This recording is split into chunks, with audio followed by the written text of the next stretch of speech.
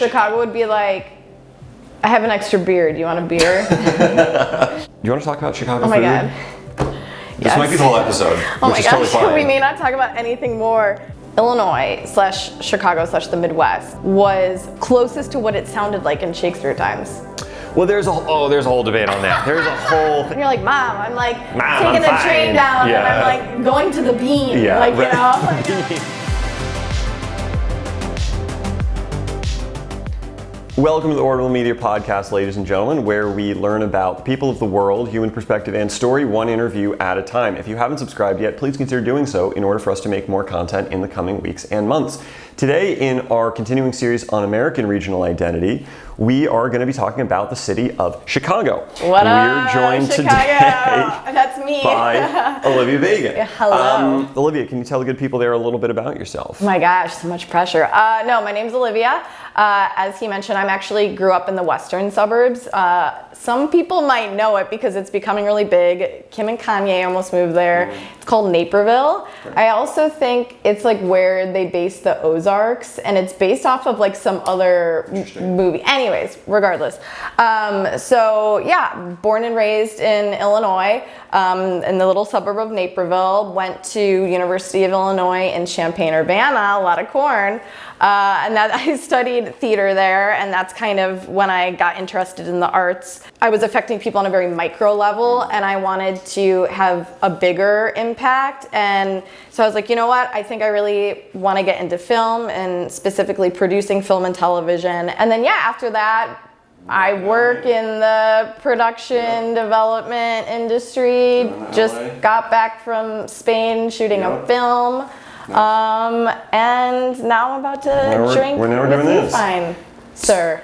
Thank you. Well, cheers to that. Yeah, thank you. So let's talk about Chicago. First of all, no, let's not. let's not. We're not Just going like, to. No, I'm we're not going to do into that it. today. So Chicago, pretty big U.S. city. Yeah. And if you were running into someone from outside the U.S., let's say, and you say, Yeah. I'm American, and they say, okay, cool, where are you from? You say, I'm from Chicago. Yeah. Like, what do you follow that up with? Well, it depends. Like very quickly, if someone says like, "Oh, you're from Chicago," and they're not from Chicago, you're like, "Okay, great." My default is to talk about food.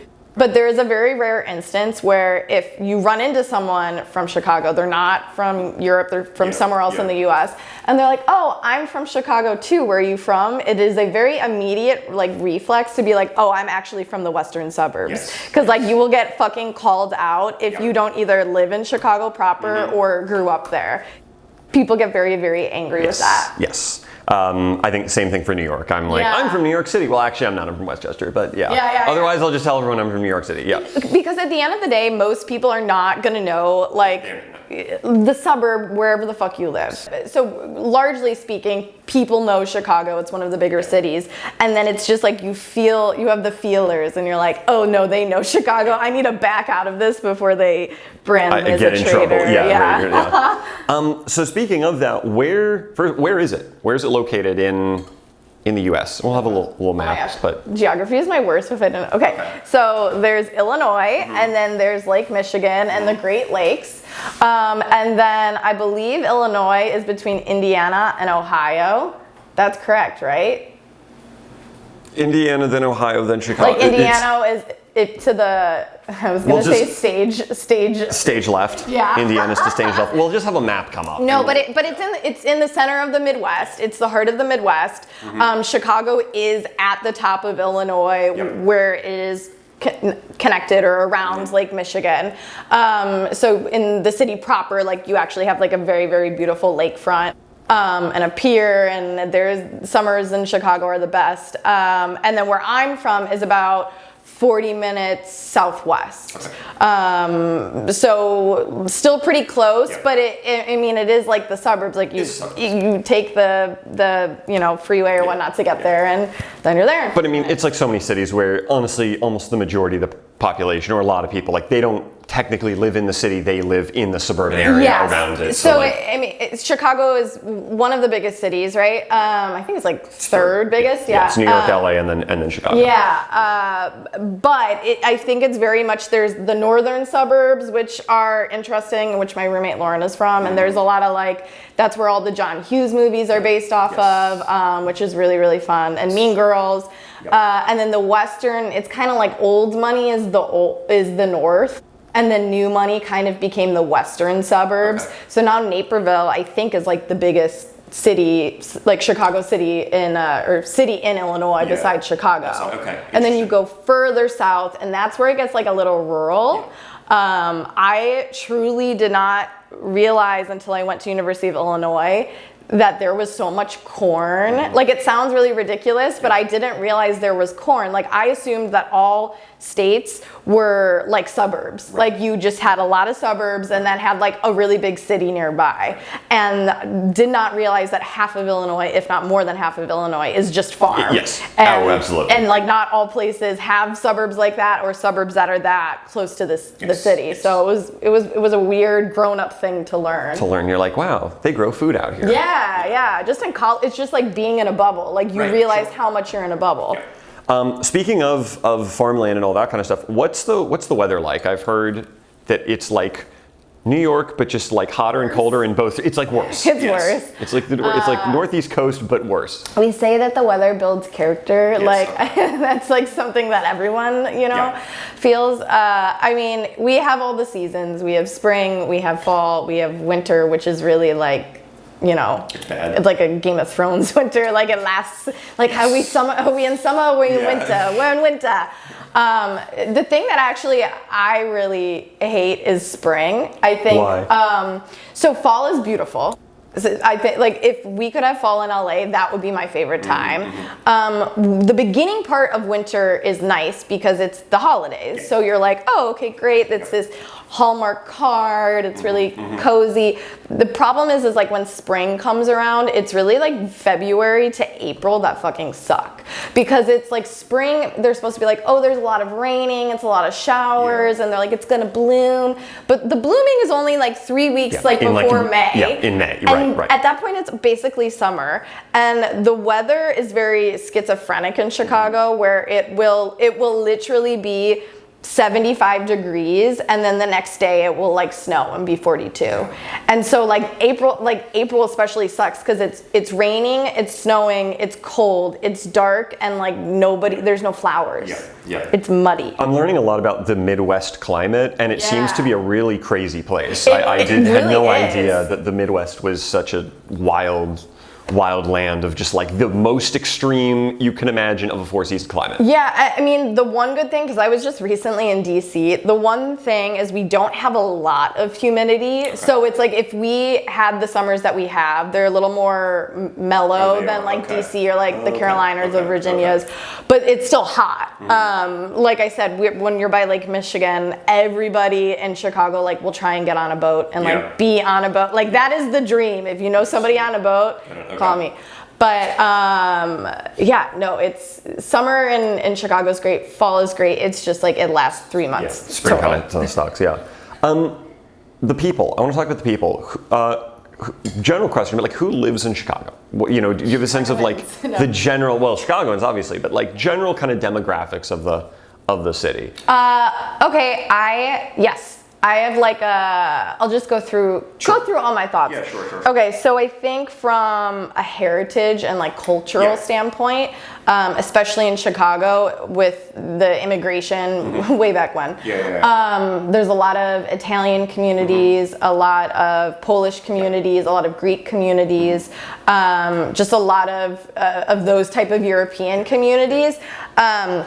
And so it's like, it affects obviously like the restaurants and the type of people, and honestly even something as not like silly, but as like religion. Like, I was under the impression that like Catholicism was like the main form of like Christianity, or the most populous, because I'm surrounded by a lot of Italian Americans and a lot or of like Poles Irish, and exactly, and they're tons of all Poles Catholic. in Chicago. Yeah, exactly. So I think from kind of just like a heritage standpoint, that's very interesting. No, Chicago I do think of as being one of the really big U.S. cities where a lot of the European immigration is not from like England and Scotland and the Netherlands and like it's like Poland and Hungary and you know the Balkans and Italy and all these some other Irish in there, like a little bit of Catholics, Irish in there, but so it does create a very interesting and I think unique mix compared to like even like a Boston or like for sure. New York too. Like there's different. I would say there's generally a lot of crossover. I think in New York and Chicago, especially in the sense I feel like there's a lot of Italian Americans, a lot of Italians in Italy, and a lot of Irish too. But a little bit similar, but different. Like still very different. Yeah, and that shapes, which obviously is a huge topic I want to get on, shapes the food. Yeah. And the kind of food that people have in Chicago, which, my sense is you've got the deep dish pizza, which we'll talk about, but then you also have like Polish kielbasa and the like hot dogs, but like it's gonna be like a Polish version of it, whereas like in New York it's gonna be like the German version of it. Yeah. And more like a brat. It's gonna be like even those little subtle differences, like a brat versus like a kielbasa. Yeah. If you're in like New York versus Chicago. You want to talk about Chicago food? Oh my god. This might be the whole episode, which is totally fine. We may not talk about anything more. Yeah. No. Let's talk about Chicago food. Fun little things. Okay, so we'll talk about pizza first because I think that's like what people most think about when they think of Chicago. So my understanding for Chicago is, and I'm going to say it on camera because I'm a traitor to my city, which is I love deep dish pizza. I'm going to say that, and we're going to move on. And coming comments. Once heard this really, really great quote from a really, really beautiful poet that is kind of like, pizza is like sex. Like even when it's bad, it's still good. And that's my philosophy. Like you can like New York style pizza and also like Chicago pizza. Chicago pizza, which I honestly do. They're different kinds of dishes, and I love them. I love them both. So for reference, right? Deep dish pizza. There's like the two main chains. So I would say that's like Lou Malnati's and Giordano's. For people who've never had deep dish before, like get out of your mom's basement. But it's basically, what is it? It's basically like a crust. Usually it's a thinner, more like buttery, crumbly crust. It's not super doughy and not like very puffed up. And then there is usually like a thick layer of sauce that's almost a little bit like a tomato stew in a way. And then you have your toppings and your cheese. But like for me, I'm like a really big sausage gal. And so like the thing that's great is like they'll cover the entire bottom of, like before they put the sauce on, they'll put like a whole sausage patty and just cover the thing and then layer it on. So it like cooks and the juices cook into it. And so when you get a slice, it's like literally a layer of just sausage, which is like my fucking favorite. But it's definitely a sauce heavy pizza. It's definitely like a thick, like you need a fork and a knife, like you're not picking this up. It's not on a paper plate. It's not paper plate safe. And so like the two main chains are Giordano's and Lou Malnati's. I like them both. I will say there are different types of pizza people. There are people who like prefer like crusts. There are people that prefer sauce. People that prefer cheese, and then people who prefer toppings. Like one of those makes or breaks a pizza for you. For me, it's sauce. So it's like, I'm a saucy girl. I like deep dish pizza.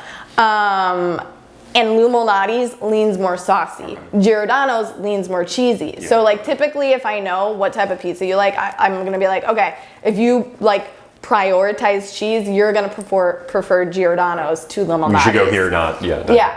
My really big pet peeve though, when people get really angsty about like New York versus Chicago, because like people, you can have it all. Is the misconception that people from Chicago just eat deep dish pizza all of the time.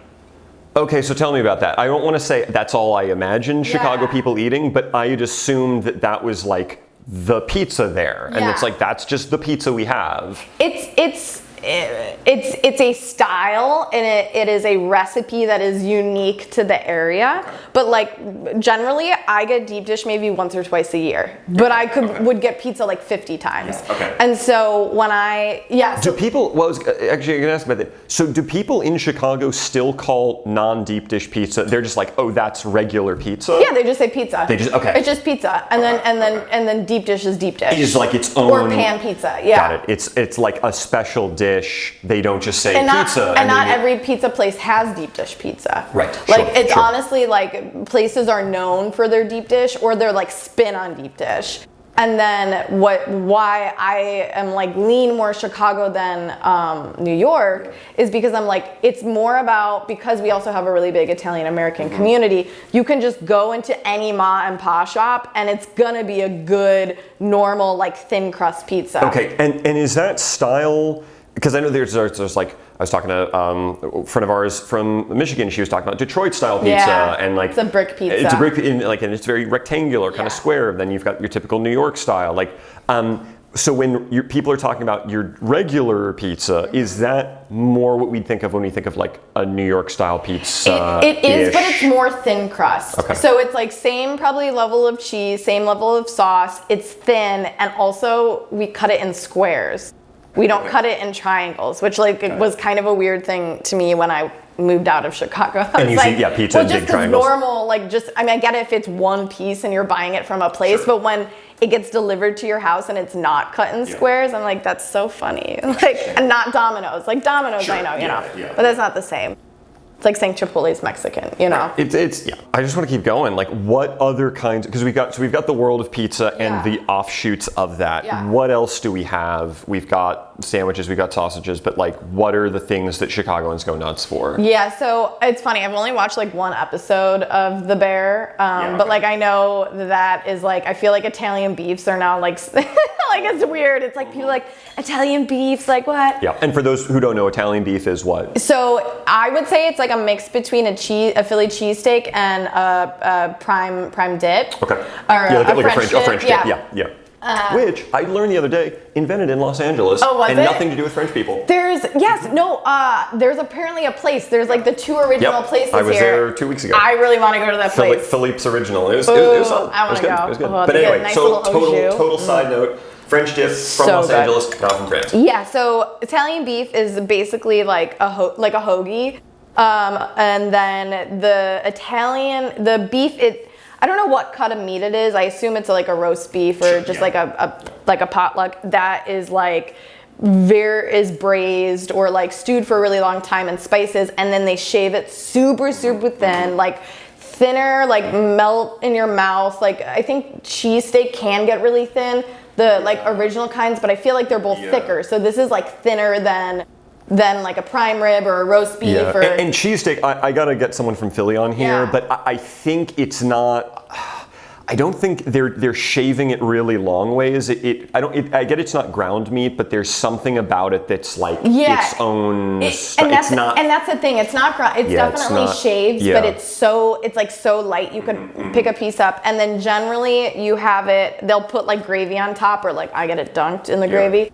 And then you'll get sweet peppers, and then you can put like mozzarella cheese on it, and then the jardiniere, which I honestly my whole life probably have said it wrong, and it's like jardinera or jardiniere. And what is jardiniere? So it's Italian hot peppers. So usually it's like a mixture of like celery, carrots, sport peppers, maybe, I don't think there's olives in it because I hate olives. I feel like I would hate jardiniere then. But it's pickled, and it's like in an oil with like vinegar, and it's so good. Which that I've actually read on a couple menus. They'll be like Chicago jardiniere. So I think it's a thing that is very specific to Chicago too. I'm trying to think, like if you go to Potbelly's, the hot peppers there is jardiniere. Okay. Yeah. I'd be really curious to now compare this to, is there an equivalent in Italy? Or is it like, no, this was, because it's so, I find a lot of American food, the way it evolves, like it's so fascinating because there might be an example of that from the original home country, but then it kind of evolves in a way to the point where it becomes so different that like people in Italy would be like, what the hell is that? Like we don't do that. Yeah. Or maybe they do, I don't know. Yeah. I don't know. It feels very American. It feels very American. Like, Okay, pickled peppers. Yeah. But maybe like the way that it's. Oh, jardiniere. I thought you meant Italian beef. Oh, but no, jardiniere, yeah. Well, I'm sure, Italian beef. Yeah, oh, for I'm sure. sure jardiniere. Oh, for sure. Because Yeah, it's like yeah. a muffalata. It's almost like a muffalata or a Yes. tapenade. It's very similar. Yeah. And what is the Chicago hot dog? Oh my you know, gosh. it's like pizza. All the cities, they got their hot dog, and it's their own thing. What would a Chicago hot dog be? So specifically, a Chicago dog is a poppy seed bun with the Vienna beef hot dog, and then it's onions, sweet relish, tomatoes, a pickle slice or pickle spear, sport peppers, and then celery salt, and then mustard. And it's like also referred to as like a garden dog.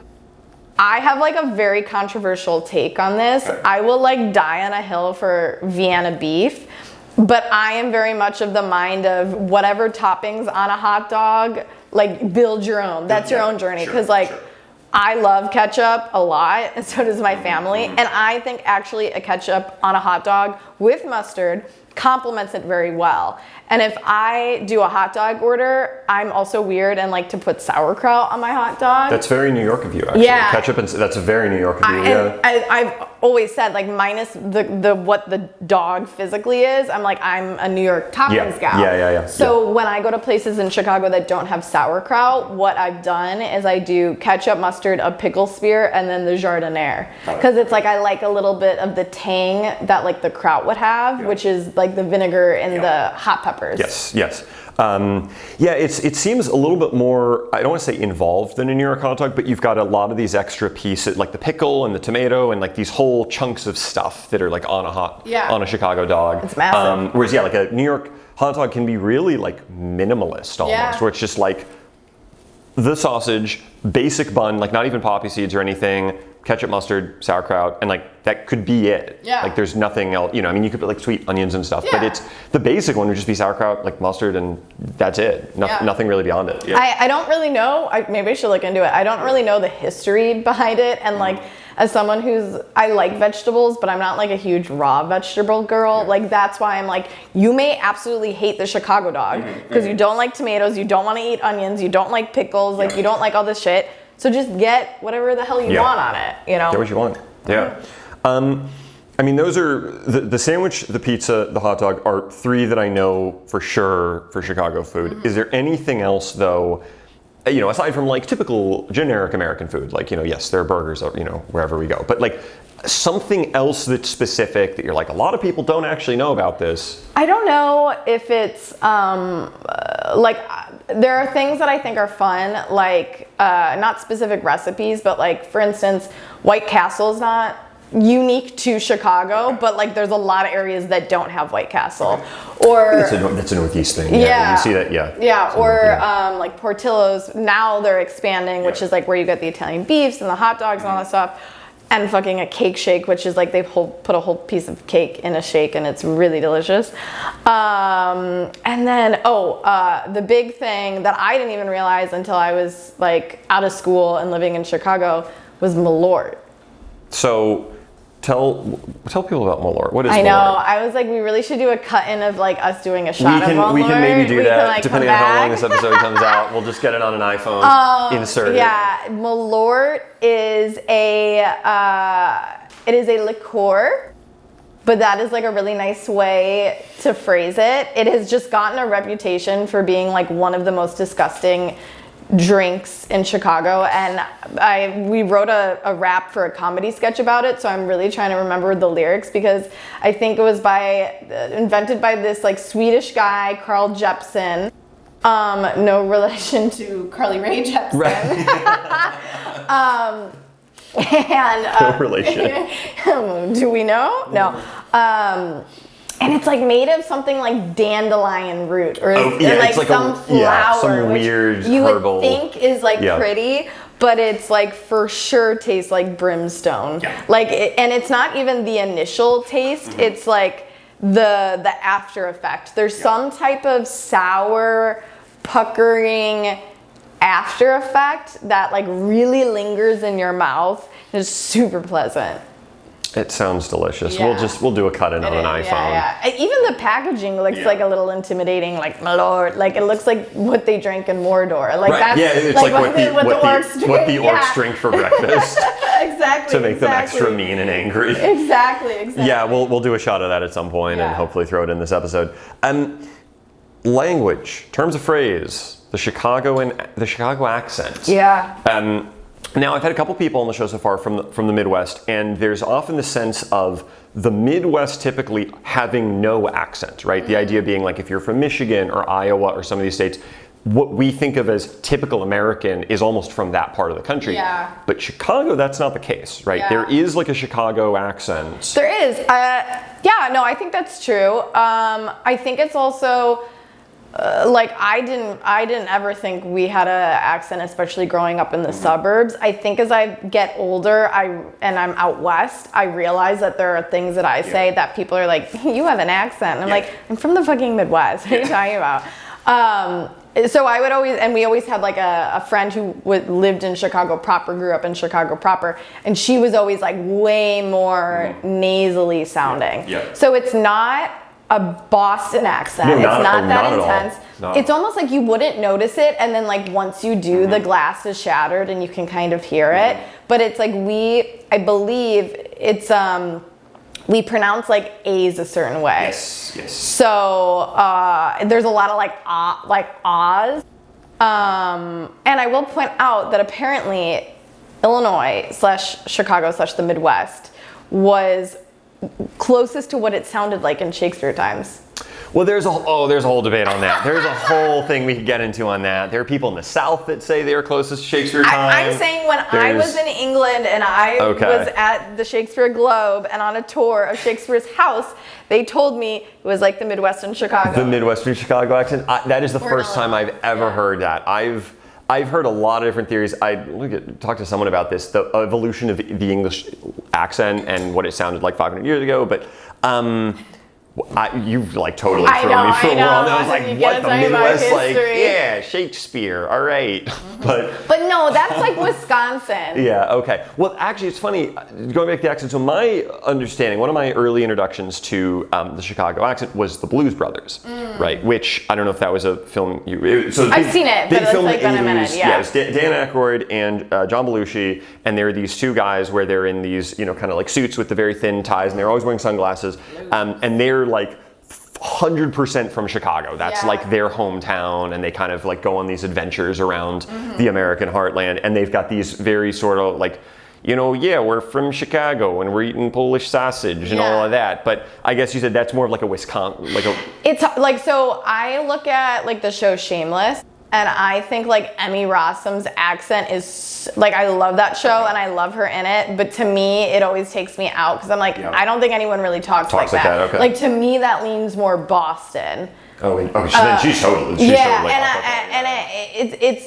She doesn't have like the hard A's, but she's nasally for sure. Yeah. She's definitely trying. To me, it always like it didn't come out. It came out a little too thick, you know? Yeah. Well, I mean, one thing I notice, and you don't have like a strong accent, but I notice sometimes is you'll say like, that's great, which I think is not just Chicago, that's like upper Midwest general. Like Michigan is the same thing. They'll be like, that's great. Or like, oh my God. That oh my God, would be sort of another one. It's almost like, it's just like we add the filler, but I think it may be the difference between, and I'm no dialect coach, but maybe the difference between like somewhere like Wisconsin is I think maybe they enunciate the start of whatever that is, and I think we just like use it as filler.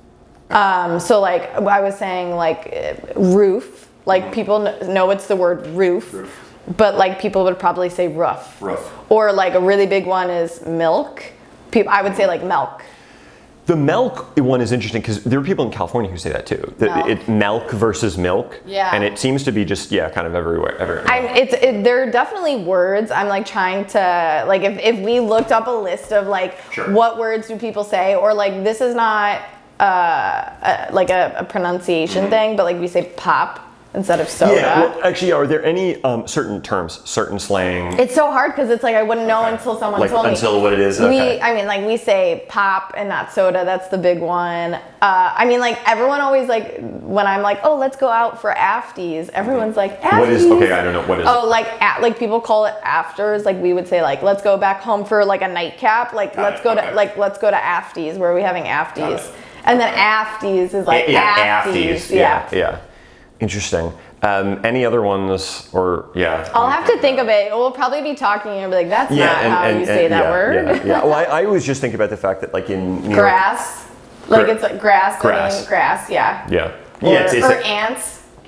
Ant is like a good instead one. Of aunt. Or aunt. Or aunt. Yeah. That's what I'm saying. Like we wouldn't say aunt. I would say like my aunt. Yeah. My Aunt Cheryl. Yeah. Well, that's sort of like an American British. Yeah, it is. Also different. No, it is, but could say either. Yeah. Auntie. Speaking of that, also the kind of the family dynamics, right? So, what for Chicago would you sense? Either suburbs or in the city, like it's maybe a little bit more or less family oriented than like other parts of the country that you've been to, or? I think it's pretty family oriented. It's pretty family oriented. Yeah, okay. I would say. I mean, one, I think you have, again, like stereotypically, like bigger Polish communities, Italian, or at least like that is what I'm familiar with, right? Yeah. From like my upbringing and the areas that I'm from. And like typically those are definitely like very loud, generally louder families. We have like know our cousins, we know our extended cousins. There is like a little bit of sense of like tradition and like, okay, like this is the path, like you're gonna at some point like work and whatever, and at some point you're gonna get married, and at some point you're gonna have children, and then we'll be grandparents and yada yada yada. And I also just think the Midwest has like a reputation for being just nice. Like people are just like very fucking chill. Like I joke all the time, like coming to LA, that I have, like people have told me, my boyfriend's told me, he's like, you have made more friends than I have just like uttering the word Chicago or Naperville, because there is this kind of weird sense of like, of community where people just have a lot of Chicago pride. And I think it's also because we're typically good, like generally good people, like very chill, very easy to get along with. And so it's like if I meet someone else from Chicago, there's immediately a sense of home with them, but also, and like shared experience. But I'm also like, you're probably chill, you're probably fucking cool. And I've met so many people not from Chicago who have literally been like, every Chicago person we met is fucking cool and or fucking love Chicago. And like it's funny, it's like there's like a weird like hub of people who are like, I've never been to Chicago, whatever, but like I want to fucking go and live there because it sounds great. Everyone's relaxed. Well, it's interesting the people being chill idea, because growing up in New York, I've been to Chicago several times. It always struck me as the most like New York of any city I'd ever been to in the US that was not New York. Yeah. And it was almost like if the Midwest and New York had a baby, Chicago would be the kind of result. And so I'm always curious to compare, like, is this more like New York stuff or is this more like Midwest stuff? And in terms of like the, like, is there a city character? I get that's sort of a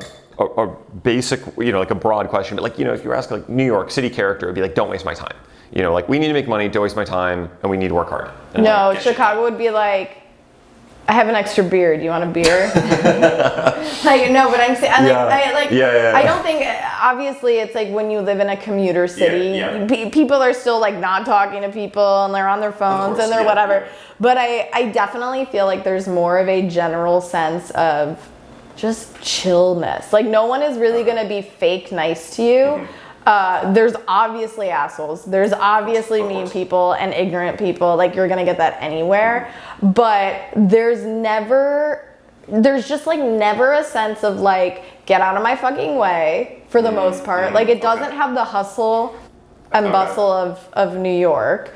But it's not like overly etiquette, the South. It's not like good day, ma'am, like thank you, sir. Like it's just people being pretty nice. Like, and like, oh, you know what it is? It's like kind of like Canada. Yeah, okay, but like okay, maybe okay. less like not like not like, so ooh, polite, like, oh, ooh, yeah, sorry, let me get out of your way there, eh? But it's very much like someone made a joke like when the Cubs finally won the World Series, and like I was like living in Wrigley when that happened. It was wild, and there were definitely car alarms going off and people were running in the streets and partying, but it was like they were comparing the footage and the aftermath of the Cubs winning, which was like a generally just like joyous celebration, to like when any Boston team wins and like and the streets are like burning cars and looted. stuff. Yeah, where it's like you guys fucking won. Like what are you fucking doing? Why are you destroying property? Yeah, and like that, and to me, I feel like that's a really good representation of like for instance, the Cubs are still well loved, and they sucked for like so fucking long. They were still like such a major.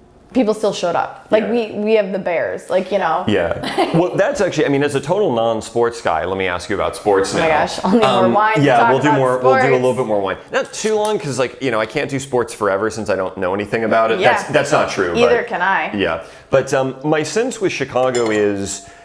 Baseball is very big there, and I mean, look, I get baseball's a big sport in the U.S. and it is still technically America's, you know, pastime. But it seems like a lot of places, you know, it's like you got basketball and football, but baseball sometimes gets shortchanged a little bit. Yeah.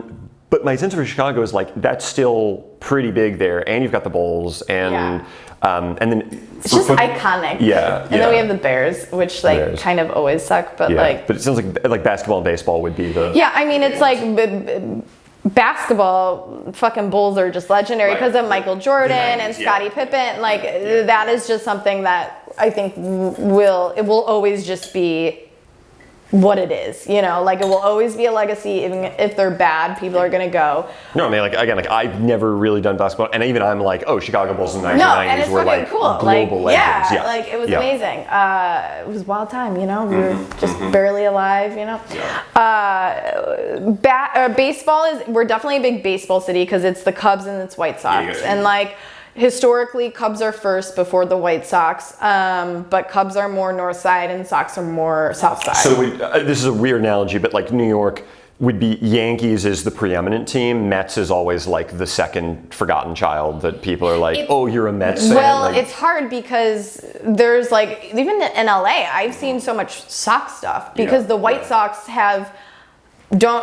sports people don't come for me, but I'm pretty sure more... sports people don't come for this channel. This is all. not like the channel off. for you. I'm kidding. Please keep watching. I'm pretty sure consistently the Sox have done better than the Cubs for the time that they've overlapped, or at least the years that I've been alive.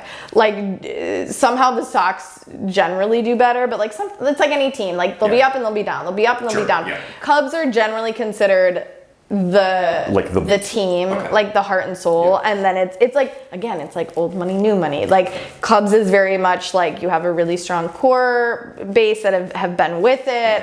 It's more of the north side of Chicago, which generally speaking, socioeconomically is also usually more affluent. Yes, I mean, even I'm aware of, you mentioned like the John Hughes films, and like the North Shore was like the moneyed part of the city. That's where like you had all the mansions, and like Northwestern was up there, and like, you know, all of the stuff. I want to talk about history, one of my favorite topics. You mentioned like old money, new money, and all of this. You know, whatever you want to get into, but sort of, is there like a really brief overview of the history of the city, or some broad trends of kind of like what happened in Chicago as it grew from this really small little, you know, fort kind of village up to this big massive city? Yeah, I mean, like I could totally make shit up right now. I wouldn't even. I would have no idea. I really don't know how that happened. I really don't. Like, I don't know a lot about Chicago history. What I will say, I think is really interesting. I feel like we have kind of like a scandalous history. Like we have a lot of fun little. A lot of like very powerful organized criminals and sort of like a lot of stuff in Prohibition and it's like it's funny because it's like when you talk to people, right, like you learn about US history and you learn about, you know, the country and world history is kind of like as an overview, but then obviously within your school district, within your suburb, within your area, you have like very like specific local things. history. Local, exactly. So like for Chicago, one of the biggest things, like if you're in Texas, maybe you learn, or San Antonio, maybe you learn about the Alamo, or you learn about whatever. we had like the Great Chicago Fire. So what was the Great Chicago Fire? Yeah, so the Great Chicago Fire was a really great fire that burned down basically the entire city of Chicago. This was like in the 1800s, give or take 100 years. Yeah, it's like late give or take 100 I years. don't know when it happened at some point. I'm gonna say it's late. It was like late 1800s. Yeah, no, it was. Late, It was. You know, sort of that whole like industrial revolution kind of big factories and I think stuff. there was a lot. There was part of the way, like the reasons it burned down was like a lot of the structures were made of wood and like dirt, and they hadn't changed basically to kind of like the new standard, which is like now why I think Chicago is such like a functionally built city, because it like literally it burnt down and then they had to rebuild it. Right. But I don't actually know the real reason that the fire happened, but what we are taught when we were children, and there's like some type of nursery rhyme that I'm not going to remember, but it was that like Mrs. O'Leary's cow knocked over a lantern in a barn, and it like set the whole place city ablaze. Yeah, exactly. And it just like was out of control. Burned down, yeah. So that is like something we always learn about. Clearly it's stuck in my memory so well. The times I've been in Chicago, what I've noticed downtown is this idea of the levels, right? There is, and I've never seen this in any city I've ever been to, which is you've got like street level, and there will be big, skyscrapers on it, and then you think you're on what's ground level, but you're not on ground level. You're actually like whole stories above ground level, and you can actually go down beneath the street to this whole like sub world. It's not underground still, but you feel like you're underground. Oh yeah. Of like these, eerie lights and stuff, and like low light conditions and roads and things. And so you have these, and sometimes you'll even have stores down there. Yeah. I mean, not often. It seems pretty deserted often, but you will occasionally have a store on like a lower level. For sure. Do you know if that partly came from the fire? This idea of like we're just going to build things over. Honestly, what was the old know. plan of the city? I think part of it is probably the river. Okay. I think truthfully, probably some of the canals and some of the tunnels were likely built as transportation, and I would imagine part of the river, because the river does go through Chicago. Yes. And as you get like the way that Chicago is kind of structured is you have like Lake Michigan, which it's right against the shore, and then it goes south to north, and then it goes east to west, and east being the lakeside. Wow, I'm so good at geography. And so there are a lot of neighborhoods, generally speaking, they go north to south or south to north, and they're all very east. And then there are parts of the city that goes out west, and like those neighborhoods have like a totally different vibe than some of the east neighborhoods. And then like Chicago, like the main downtown is like the area you're referring to that has more of the tunnels and more of like the levels. Oh yeah. I want to be clear. I'm talking about just a downtown core, not like no, but everywhere. that's what I'm saying, because when I think of Chicago, my first instinct isn't to think about that, because I wouldn't go downtown that often. Got it. Okay. Versus me, where I was like, I pretty much only ever been there because that's like where I'm, You should really take one of it sounds so dorky, but you should take one of the architecture boat tours. Those are like worth your money. They're really fun. I've heard that actually. A couple good friends of mine, they've done that. And the few times I was there, I was like, I'm not going to do that. No, that's for tourists who don't know what's going on. I'm like, I'm going to go to the Fielding Museum. Honestly, I'm a girl for a boat. Yeah. I'm a girl for a boat in any, wine in a boat anyways, but actually you learn a lot about the architecture, and it's just really pretty to go down the river. Not to put you on the spot, but anything about the architecture and history of architecture I remember something about, like the way that the skyscrapers are built. It's like, so they flow with the wind. So it's like you can stand and like the top of a tower and then feel it, because it's just the way that they're constructed. Yeah, it's like an airplane wing. I know the water tower off of like Michigan Avenue, which is like our Rodeo Drive.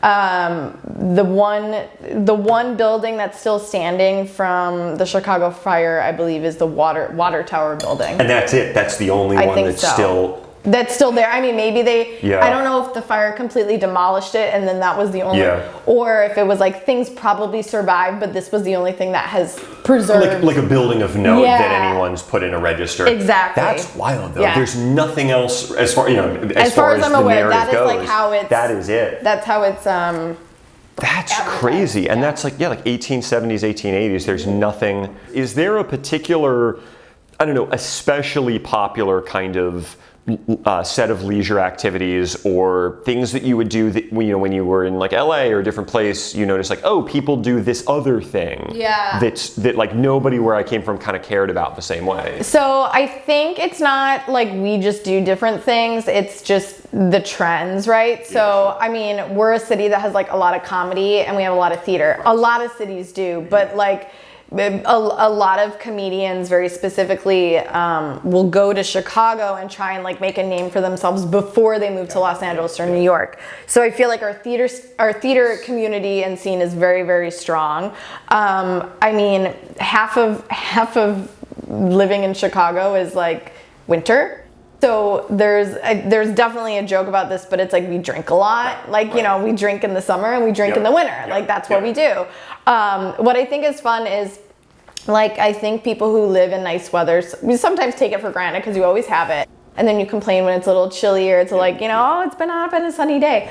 But the thing with Chicago people is like, we'll stay outside, like where they have like heaters in Los Angeles and it's like 60 degrees. Like people in Chicago will sit outside in 50-degree weather if the sun is out. And they're like, oh, this is a nice day. They're like, this is fucking great. Or likewise, when it's like, when you live in Chicago, like a lot of people will say, there's nothing like a Chicago summer. And truthfully, it's like everybody is outside. Like you've never seen so many people just like walking outside because it's like we don't have it that often. But no, I mean, like we did karaoke and shit, but like I think that's just me and my friends. Like we can fucking karaoke anywhere. But I'm trying to think, like bar game, we say bags. Bags? Instead of cornhole.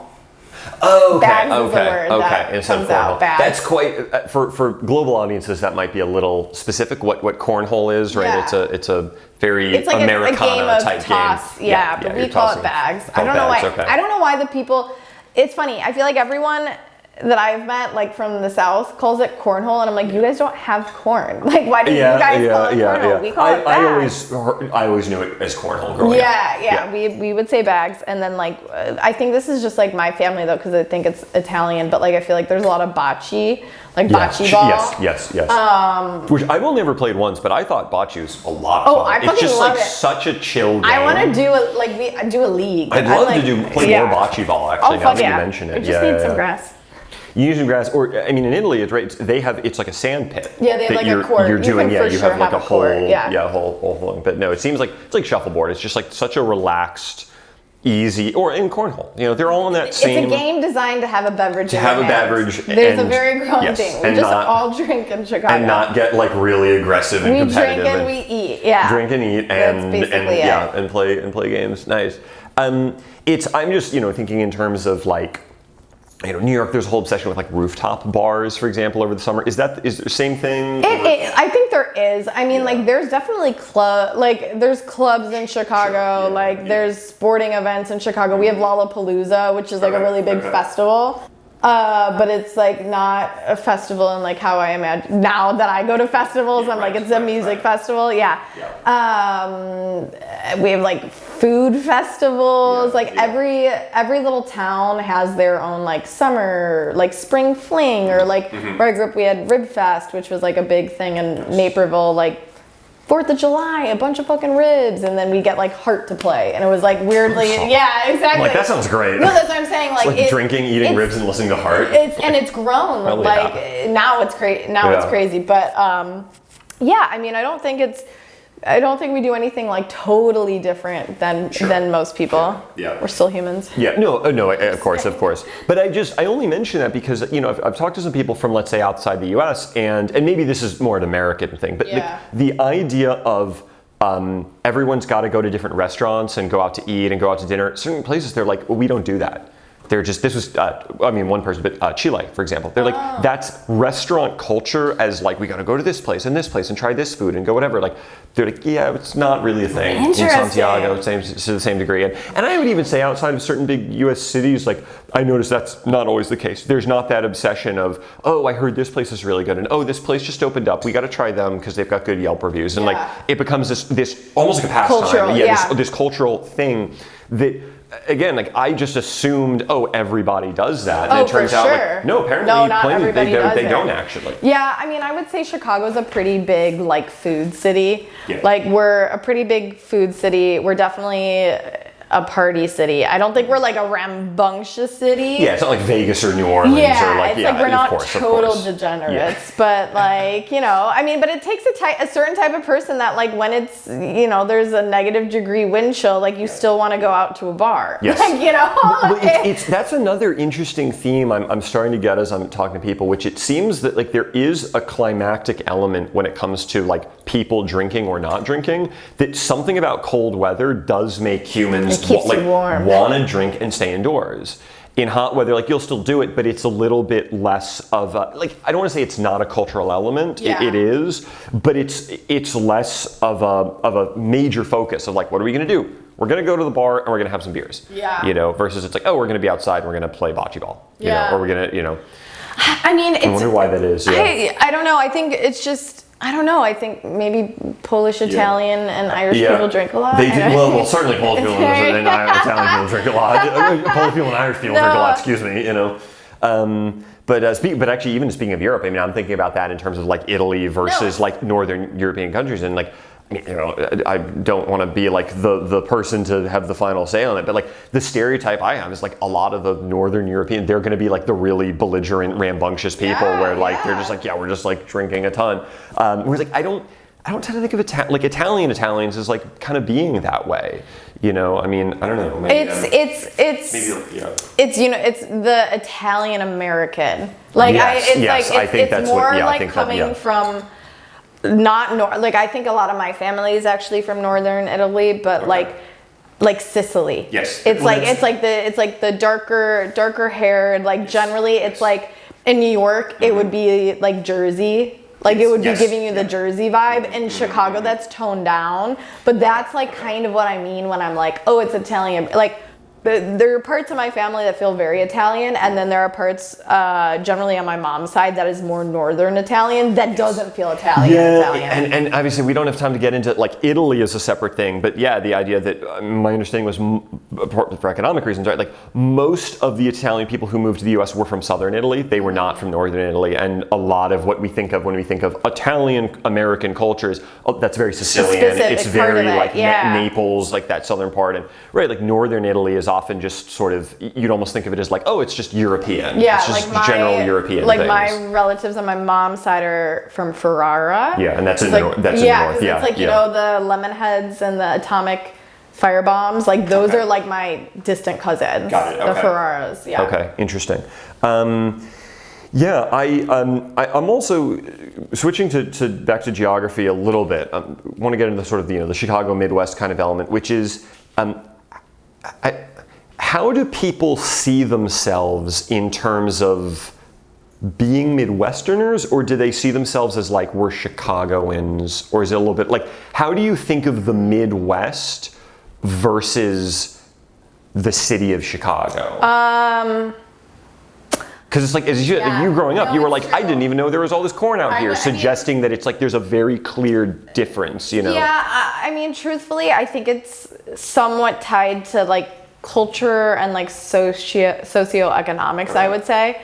I think like most semi-privileged white people that live in Illinois, who maybe probably grew up in a suburb, or even a farm town, like there's like a sense of wholesomeness that is associated with Midwest. Yes. So like Midwest is like you're wholesome, you're kind, like you're not gonna push somebody out of the way, you're gonna be generally friendly and pleasant to be around.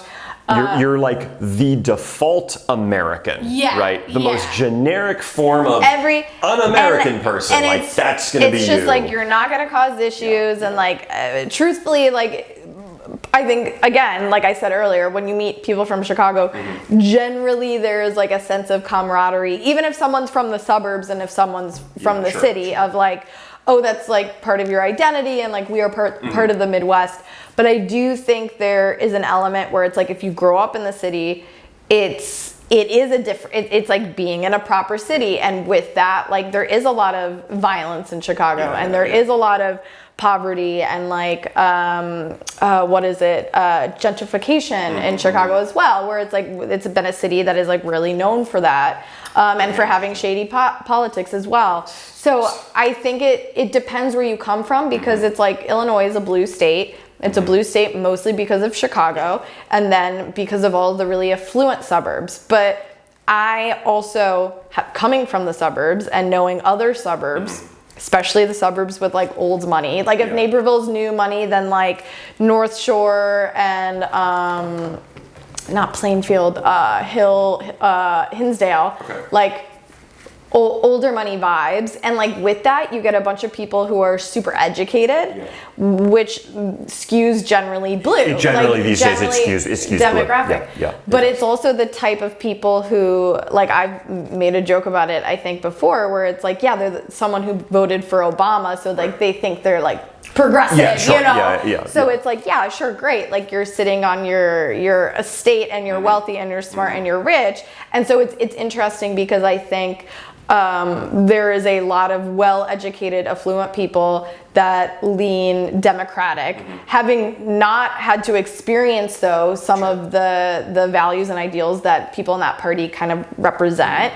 And then you can travel a couple hours south and be in farmland and have Trump supporters, you know? And again, it's a very bizarre, and I think some of that comes from also just the conservative nature of like Catholicism or other Christian religions, where maybe they're not Trump supporters, but would have voted for Reagan, you know? And it like comes from just like that is what they knew, and that is what the religion was. So it is an interesting dynamic, and I think it's very different. Yeah, I don't know actually if you want to get into things like the politics and the crime rate and stuff, which again, it's whatever you feel comfortable with. Anything that you're like, hey, can we just stay away from it? We'll put a cut here, like no worries. I know. I mean, it's like I was super privileged. I grew up in a really nice suburb.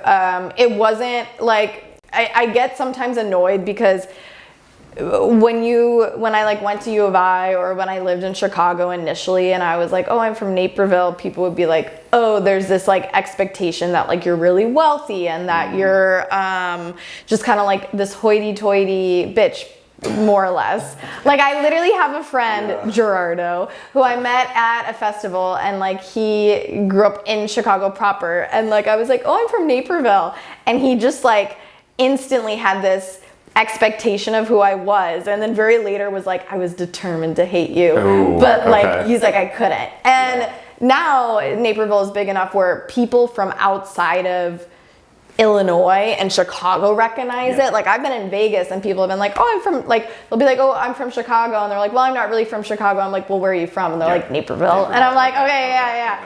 So, but there was, when I was growing up, it was newer, so it wasn't like that. But then it got just like a lot more like, oh, it's rich money, it's really expensive, yada yada yada, and that then kind of colors what people's opinion of you. Similarly, like if you were like, oh, I'm up from the South Side, someone would be like, oh, you're probably not as affluent, X, Y, and Z, X, Y, and Z. Say the South Side is a rough place to say the least, and there's a lot of it we could talk about there, and it's hard for me to say because it's like I'm not the person to talk on it, because it's I've never experienced it. I have never had an issue in Chicago or in my suburbs where I, generally speaking, felt very unsafe or felt like, you know, the amount of danger that you would have in any, especially as a woman, in any scenario in any city. Yes, is unfortunately true anywhere in the world, where you go. And it was like, I was told, you know, like my parents were very, like not strict, but they were definitely a little worrywarts because I was the oldest. So it's like when I wanted to start going to Chicago, like there's definitely a sense of, and this is my family, and maybe this is also like an Italian family, where it's like over worrying, where they're like, you're going into the city, like someone's gonna kill you and murder you and like whatever, you know? And you're like, Mom, I'm like taking the train down and I'm like going to the Bean, like, you know? Like, I'm like, we're which like, is in Chicago, I was like, we're literally, we're like not going anywhere. It's like, I believe that it is out there. I have never had to deal with that. But I think it's also unfair to be like, all of Chicago's dangerous, right? You know? But there's for sure issues with guns, there's for sure issues with gangs. And also like a huge drug epidemic too, which was part of like I would like referencing Ozarks and stuff, but like even in my area, and this is why people don't talk about it as much, it's because it's like an affluent community dealing with like overdoses and heroin and stuff like that, and you're like, oh no, that's not something we talk about. No, that's I mean, and that I will say is definitely not just Chicago. That is huge swaths of America now. That's really, you know, and in some cases, this has been 20 years now or plus that this has been slowly growing as an epidemic, and people are, you know, I mean, even I remember when I was doing a short in upstate New York that was about this, and upstate New York got hit tremendously hard by the opiate epidemic, and even, you know, that was like 2017, 2018, and the guy I was talking to up there said, like, you know, this is a massive crisis here, and I said, well, people in Manhattan don't even know what this is, and I think finally, like, it's becoming a bit more sort of, I think, out in the open now that we're discussing it, which we should be. You know, any sort of epidemic that's destroying anyone's life in the U.S. Through drugs is a travesty, and millions of people, you know, in different waves, right? You had crack in the 80s, and you just continued on to opiates now. Is horrible thing, and if people are more aware of it, at least that's better than just like, we're gonna pretend it's not there, and like, you know, then you're like, all these people, their lives are falling apart. Like, what could that be from? Like, sadly, we'll never know. I don't know. Exactly, yeah. So no, I mean, it's a shame that that's the case, but yeah, it's sadly not. It's not unique. Like, but it's like Chicago's a way cleaner city than most cities ever. I didn't realize cities were dirty until I left Chicago. You know, that's actually another thing that to give Chicago its points, when I was at least in the downtown area, I really noticed is how clean the downtown is. It's really clean city. Like, I went to New York and I was like, why are there garbage bags New York has grime, like, you know, there are a couple, like, the really expensive streets. This is not what you think. Yeah, but like, the peasants. Yeah, but generally, like, where 99% of us live, like, there's just a general grime to things. I'd like to say we're at least better than Paris, but, you know, that's not saying much. See, and that's the thing too. Sorry, French people, but, you know. I mean, honestly, like, it's absolutely true that just so many of the buildings, and I think why, you know, I noticed so many of those really nicer old buildings, or early 1900s buildings in Chicago, like, they had that really like a pale sandstone color to them, because they didn't have that industrial sort of grime that, you know, that had been just stuck there for decades. They got to rebuild. They like actually like kept the building spotless. No, so I got to say, like, that the city does a really good job of that. You know, I'm thinking about, like, you know, the New York summer garbage smell, and it's like, I don't ever have to smell that the rest of my life. LA is so dirty to me too. LA too, LA is very, and it has a lot of other issues, but Chicago is like really clean. Which is so interesting, great, because, like, you know, not as like a city, but you know, there is a stereotype of, like, institutionalized political corruption in Chicago has been a thing for, like, most of its kind of, which actually, if you want to tell people the Windy City, it's like about politics. It's not about the wind.